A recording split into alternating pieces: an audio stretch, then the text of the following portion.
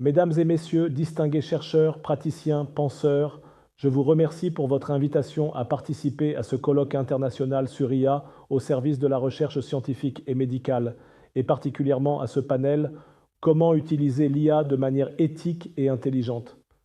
Je vais commencer volontairement, et je m'en excuse d'avance, par une phrase qui détonne dans ce type de rencontre. Pour moi et pour mon pays, l'éthique de l'intelligence artificielle n'est pas pour maintenant, peut-être pour demain, voire pour après-demain. Ce n'est pas un slogan cynique, c'est une mise en garde, une manière de dire que pour un pays comme le Maroc, la priorité ne peut pas être une éthique abstraite importée, mais une stratégie concrète et souveraine. Mesdames et messieurs, depuis quelques années, l'éthique de l'intelligence artificielle est devenue un impératif global. Des chartes de Montréal à celles de l'UNESCO, des lignes directrices de l'OCDE au RGPD européen, l'encadrement moral et juridique de l'IA est devenu un étendard. Mais une question persiste. Qui écrit ces règles? Qui les fait appliquer? Et surtout, qui a les moyens de les respecter? Regardez la scène mondiale. La Chine avance à toute vitesse dans la recherche et le déploiement de l'IA, sans quasiment aucune régulation éthique. Les usages priment sur les principes, les algorithmes sur les chartes. Aux États-Unis, notamment sous Trump, les big tech ont été libérés de presque toutes les contraintes en matière d'expérimentation, créant une zone de développement sans filet. L'Europe, quant à elle, semble engagée dans une croisade éthique technocratique, ralentissant l'innovation au nom des valeurs, alors même qu'elle accuse un retard d'au moins 10 ans sur les autres puissances. Et nous, au Maroc, nous importons les discours européens, mais nous vivons dans un environnement numérique façonné par les technologies américaines et chinoises, sans souveraineté, sans cadre local et sans voix. On nous parle beaucoup des biais de l'intelligence artificielle. C'est vrai. Mais il faut aller plus loin. L'éthique elle-même est un biais. Elle n'est pas neutre. Elle est culturelle, géopolitique, idéologique. Prenons quelques exemples concrets. Une IA médicale entraînée sur des bases de données nord-américaines peut produire des diagnostics erronés pour les populations africaines. Un modèle de traitement de la langue qui traduit Allah automatiquement par God, sans distinction culturelle ou religieuse, efface des références essentielles. Une IA éducative qui privilégie des curricula occidentaux peut reproduire des logiques de domination symbolique.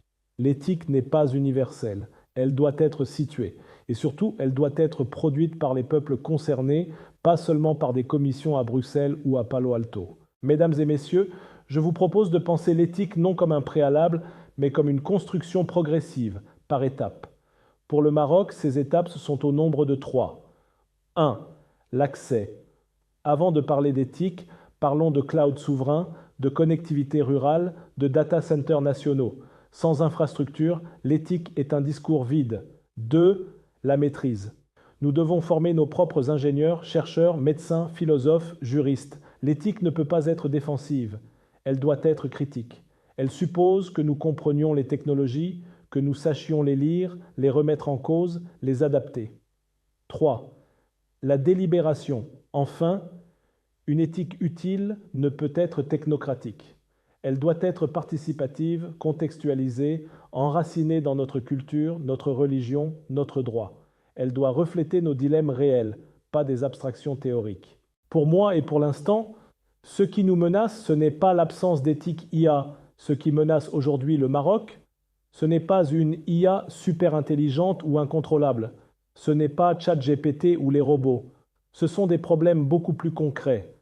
L'absence de cadre juridique sur les données médicales et personnelles, l'opacité des appels d'offres publics pour les projets IA, le déploiement de solutions clés en main importées sans transfert de compétences, l'utilisation d'algorithmes opaques dans des domaines sensibles, santé, éducation, sécurité. En somme, ce n'est pas l'IA sans éthique qui est dangereuse, c'est l'importation d'IA sans conscience, sans contrôle, sans débat. Et pendant que les grandes puissances testent à ciel ouvert leurs modèles sur leur propre population, nos États doivent arbitrer entre dépendance technologique et vide réglementaire. Si la Chine et les États-Unis avancent en roue libre et que l'Europe freine pour se donner le temps de se rattraper, alors le Maroc, lui, est encore à l'arrêt. Nous sommes au carrefour, sans carte, sans tableau de bord, et sans vision claire de la direction. Alors oui, l'éthique viendra, mais elle ne doit pas nous freiner maintenant. Elle doit nous accompagner dans une trajectoire d'émancipation. Elle ne doit pas nous infantiliser, mais nous responsabiliser. Et surtout, elle doit venir avec nous, pas sans nous, et certainement pas contre nous.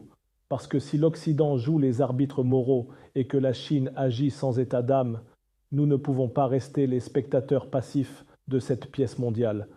L'éthique n'est pas un luxe pour plus tard, ce n'est pas non plus un impératif prématuré, c'est une construction à notre rythme, mais qui doit commencer maintenant. Avant de conclure cette humble interprétation, permettez-moi de proposer à l'Europe, à l'Occident, un deal clair, direct, sans jargon diplomatique. Nous acceptons volontiers votre Ethical AI Act, vos principes de transparence, d'explicabilité, de non-discrimination, de traçabilité, mais en contrepartie, vous nous assurez un transfert réel de savoir et de savoir-faire, pas seulement de principes abstraits, mais des outils concrets, des modèles ouverts, des partenariats en recherche et développement, des formations pour nos ingénieurs et nos chercheurs, des programmes de co-innovation et non de simple implantation. L'éthique ne peut pas être un droit d'entrée sans redistribution technologique, sinon ce n'est plus de l'éthique, c'est une asymétrie maquillée en vertu. D'où ce titre volontairement paradoxal, l'éthique pas maintenant, mais demain ou après-demain. Cela veut dire trois choses. On ne protège pas ce qu'on ne possède pas. On ne régule pas ce qu'on ne comprend pas. On ne subit pas ce que l'on co-construit. Alors oui, l'éthique est nécessaire, mais à condition qu'elle soit intelligente, contextuelle et souveraine. Et surtout, qu'elle ne soit pas la cerise sur le gâteau technologique d'un autre, mais l'ossature de notre propre projet de société augmentée. Merci de votre attention et je m'excuse encore une fois de n'avoir pas pu être physiquement parmi vous pour des raisons de calendrier professionnel.